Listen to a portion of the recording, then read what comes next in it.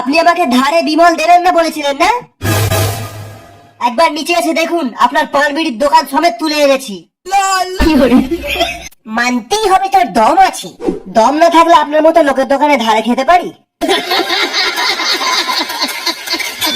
জানি আপনি আমার গায়ে হাত তুলতে পারবেন না, কারণ খদ্দেরদের গায়ে হাত তুললে আপনার বিমলের সেল কমে যাবে। আর আমি আপনার কাস্টমারদেরকে বলে দেব আপনি এক্সপায়ার হওয়া বিমল বিড়ি বেচেন। তোকে আমি শেষ করে দেব রাস্কেল। বিড়ি খেতে গাঁজা খেতে আমার তো হেভি লাগে। ভালো জীবন বাঁচিতে যে এদের তো মজা লাগে।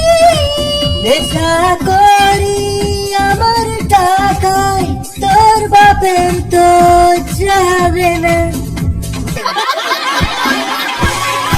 আপনাদের আশেপাশে একটা এমনই জিনিস আছে যেটা অজান্তেই আপনাদেরকে আঁচলা বাঁশ দিচ্ছে, ডেঙ্গুর মশা। শালারা এতটাই হারামি হয়, আপনি যখন পায়খানা করতে বসবেন আপনার এমন জায়গায় গিয়ে কামড়াবে আপনি কিছুই করতে পারবেন না। শালাদের শুধু মারলেই হবে না, ভেজে খেয়ে নাও। একটা ডিওড্রেন্ট দিচ্ছি, কেলো হিট।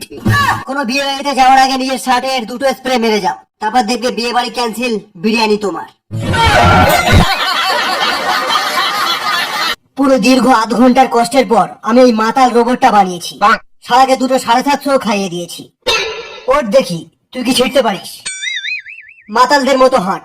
আর মাতাল হয়ে ইস্যু করবো দেয়ালে, সারা যা হবে দেখা যাবে কাল সকালে। এ শালা দেখছি ওভার অ্যাক্টিং করছে, ধর শালাকে। 750 খাবো।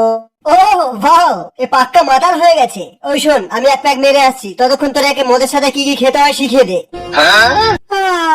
কিরে মাতাল রোবট, জীবনেও ইংলিশ মদ খাবি না কেন? বাংলা খাবি, হেভি মজা লাগবে। আর বিড়ি কখনো মুখ থেকে খাবি না, পথ থেকে খাবি, বুঝলি?